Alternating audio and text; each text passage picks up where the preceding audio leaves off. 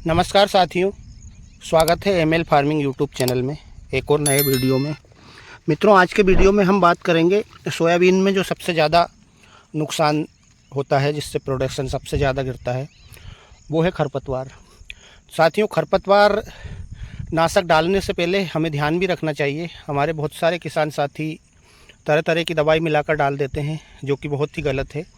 उससे खरपतवार तो कहीं ना कहीं कंट्रोल थोड़ा बहुत हो भी जाता है, लेकिन सोयाबीन पे, हमारी सोयाबीन की फसल पे उसका बहुत ही ज़्यादा प्रभाव पड़ता है। मैंने देखा कई किसान साथियों ने ऐसे ऐसे दवाई मिलाकर डाल दी जो कि पूरे सोयाबीन जला लिए। सोयाबीन की वो ग्रोथ रहेगी नहीं साथियों। उसके बाद आप बिल्कुल बेफिक्र रहो आप, क्योंकि आप भले ही सोचते हैं कि वो वापस से उड़ जाता है, वापस से ग्रोथ ले लेता है, लेकिन फिर भी आपका उत्पादन आने वाला है नहीं उतना। मित्रों, हमें बिल्कुल ध्यान रखना चाहिए जब हम खरपतवार नाशक दवा डालते हैं। पहले आपने देखा होगा कि जब हम इमिजाथापर शुरू में डालते थे, जब 5 से 6 साल पहले, तो एक इमिजाथापर जो दवाई थी वो पूरी तरह का चारा मार देती थी, यानी कि चौड़ी पत्ती का भी मार देती थी और सकड़ी पत्ती का भी मार देती थी। अब ऐसा क्या हो गया कि जो हमें 3-3 तरह की दवाई मिलाने के बाद भी वो रिजल्ट नहीं मिल पा रहा है। इसका कारण है कि क्योंकि चारे में भी वो रेजिस्टेंस पावर आ गया है, जो कि वो दवाइयों से मर ही नहीं रहा है, एक तरह की दवाई से कंट्रोल हो ही नहीं रहा। और फिर आनंद फानन में किसान तरह तरह की दवाई मिलाते हैं। कभी कभी तो वो एक ही टेक्निकल की 2 दवाएं आपस में मिला देते हैं, जिससे कि वो उसका एक्सेस डोज हो जाता है। उससे खरपतवार तो जो मरना है वही मरेगा, लेकिन सोयाबीन ज़रूर मर जाती है। तो हमें ऐसा क्या करना चाहिए कि क्या डालना चाहिए कि हमारा खरपतवार भी कंट्रोल हो जाए और हमारे सोयाबीन को भी नुकसान नहीं हो। तो साथियों, आप जब सोयाबीन आपकी 13 से 14 या 15 दिन की उम्र की सोयाबीन हो, उस टाइम पे आप सिंपली इसमें क्लोबिन डाल सकते हैं। अकेली क्लोबिन डालना है आपको, उसमें कुछ मिलाना नहीं है।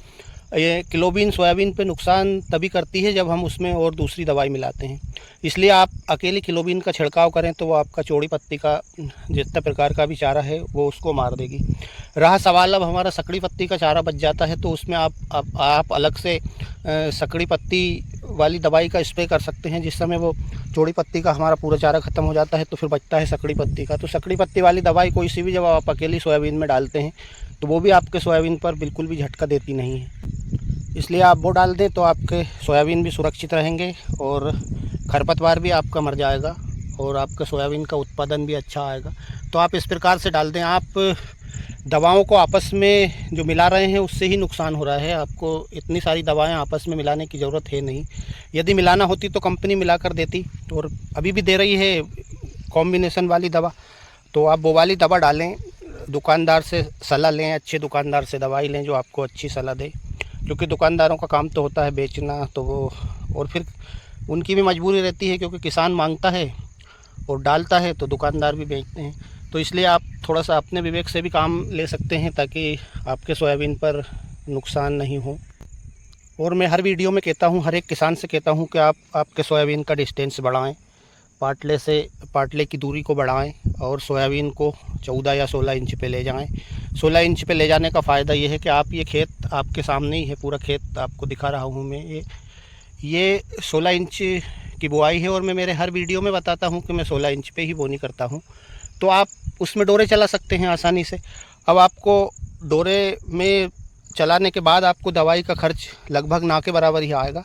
अब आप देख सकते हैं इसमें जैसे थोड़ा बहुत कहीं का चारा बच भी जाता है तो उससे कोई हमारे सोयाबीन पे इतना ज़्यादा विशेष फ़र्क पड़ नहीं जाएगा। आप क्यों सोचते हैं कि हमें पूरी तरह से ही खरपतवार ख़त्म करना है?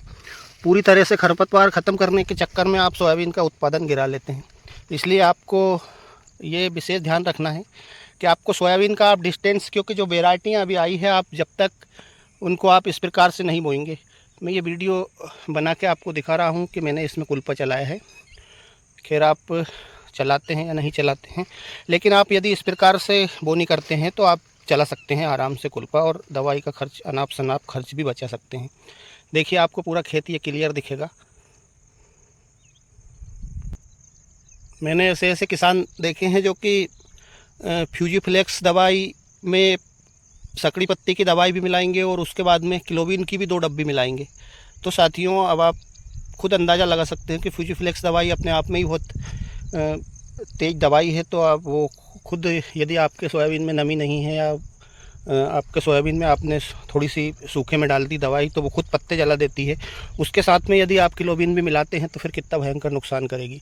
और फिर एक और 3-3 4-4 तरह की दवाई किसान मिलाते हैं, जो कि मेरे हिसाब से तो कहीं ना कहीं बिल्कुल गलत है।